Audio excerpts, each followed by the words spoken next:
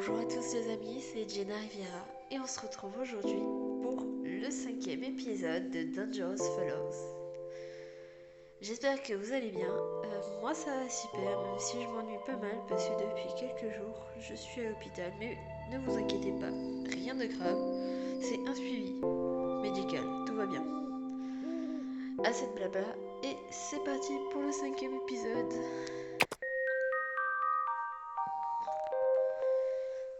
Préviens-moi si tu vois quoi que ce soit de bizarre. Ok? Son sourire était tellement réconfortant.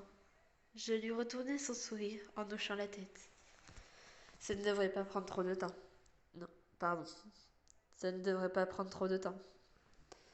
On doit juste vérifier s'il n'y a pas de fissures, de trous dans les murs. Éparpillons-nous pour aller plus vite. Mais assure-toi de rester dans mon champ de vision.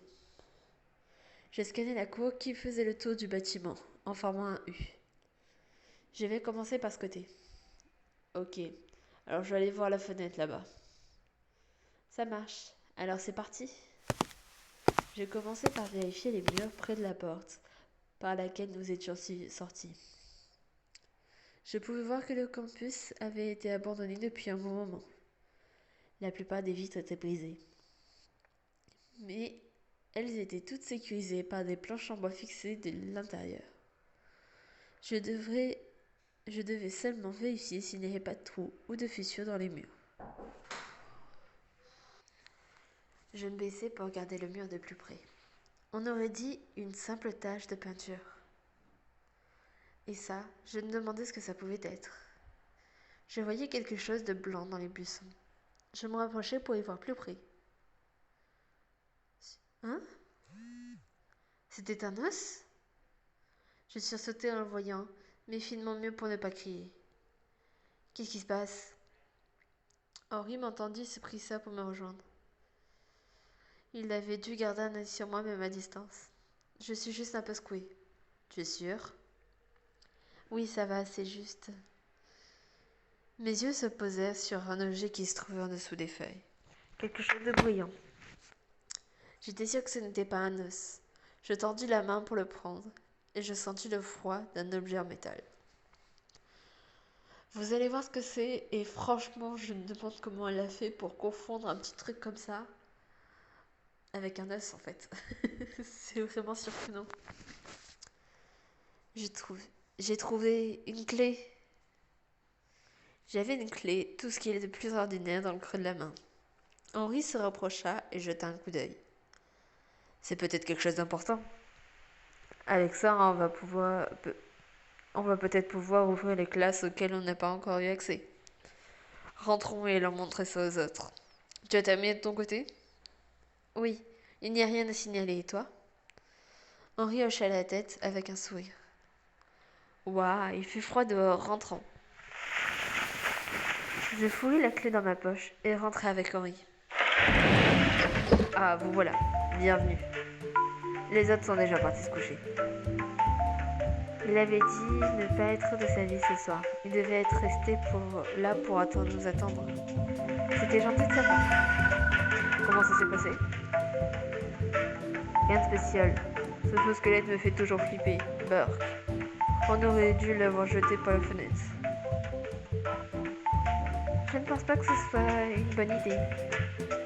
Peu importe. Rien à signaler sur le toit. Pas de zombies. Si j'avais su, j'aurais choisi le toit. Franchement, je suis un peu dégoûtée.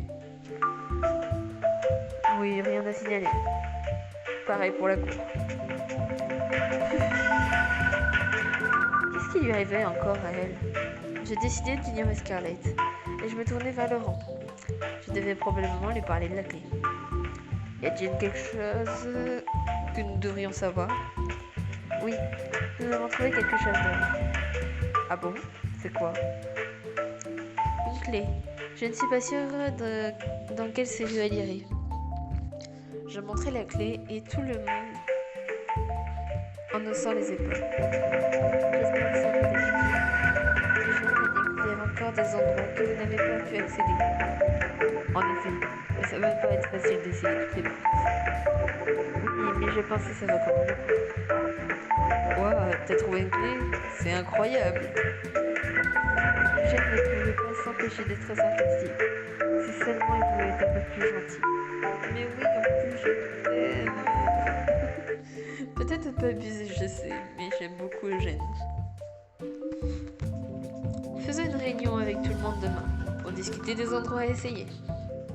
Je pense qu'on peut faire une liste des endroits les plus probables. Ce serait bien. Tu vas vraiment aller partout pour essayer cette clé dans les portes? Tu en as dans le froc pour une fille, tu n'as pas peur? En fait, si tu pouvais m'aider... Quoi? Tu dis que c'était dangereux d'être seul ici. Il manque un seul, mais on peut pas l'écouter.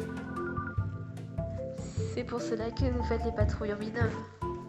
Je pensais que la même règle s'appliquait pour moi.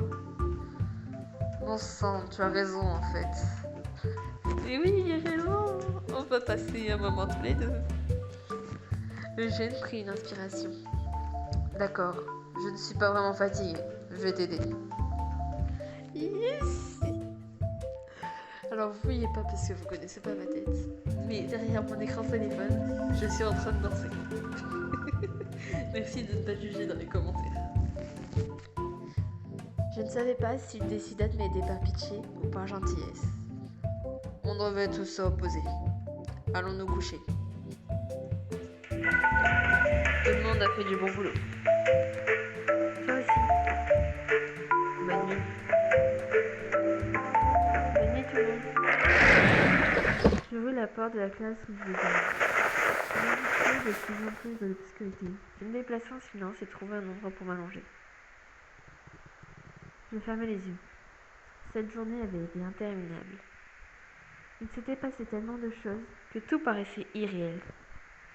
Mais j'étais contente d'avoir quelqu'un à qui dire bonne nuit. Je me sens plus en sécurité près de mon ami. Je voulais repenser un peu plus à cette journée, mais je m'endormis rapidement. Je devais être épuisée. Une nouvelle journée commence. D'habitude, je me réveillais avec un sentiment de soulagement d'être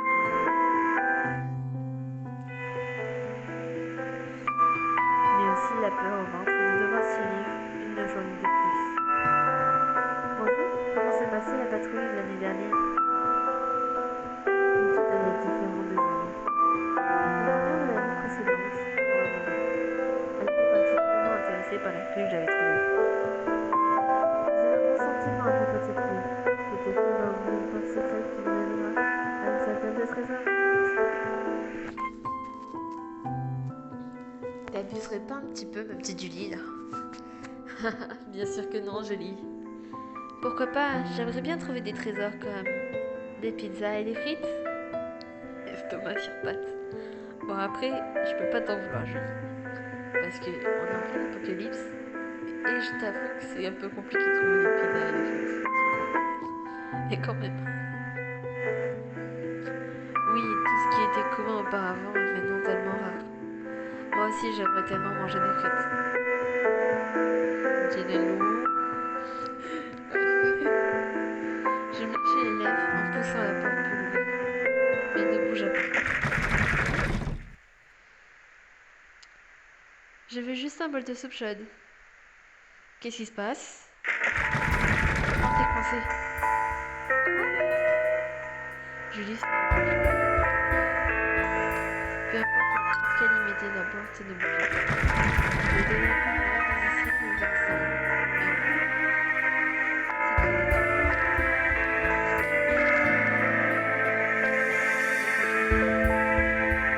Mon intuition me disait que la porte n'était pas seulement coincée. Il y avait quelqu'un qui ouvrait. Quelque chose de qui était plus.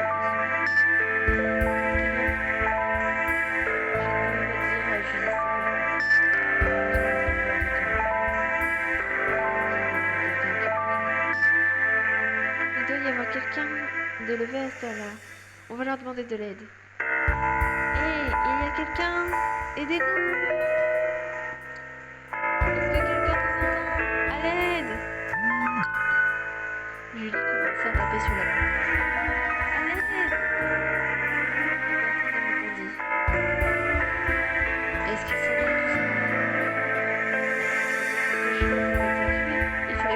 quelque chose. Je regardais aux alentours pour voir s'il y avait un autre moyen de sortir. Y avait-il quelque chose que je puisse me permettre de forcer la porte ouverte? Quelque chose bloquait la porte et il fallait que je sache ce que c'était. Je dois trouver quelque chose de suffisamment fin pour l'enfiler dans l'ouverture de la porte. Et bien voilà les amis, je vous dis à la prochaine fois parce qu'une nouvelle pub commence. Et j'espère que cette pub vous a plu. Je vous fais de gros bisous et à bientôt.